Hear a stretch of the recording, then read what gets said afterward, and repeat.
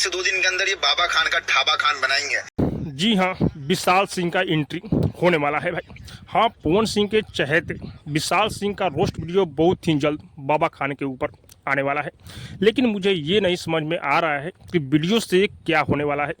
बाबा खान पवन सिंह को इतना उल्टा पुल्टा बोल रहा है। कल नाइट में जो वीडियो बनाया भाई, बहुत ज़्यादा उस पर उल्टा पुल्टा बोल चुका है। तेरी गांड बैठ कर है ना। हाँ, कभी भी कहीं पे भी वन मैन शो आके मेरे से भीड़ पवन सिंह। या पवन सिंह को आप गुरु मानते हैं, उनके चहेते हैं, तो आपको जाकर बाबा खान से मिलना चाहिए।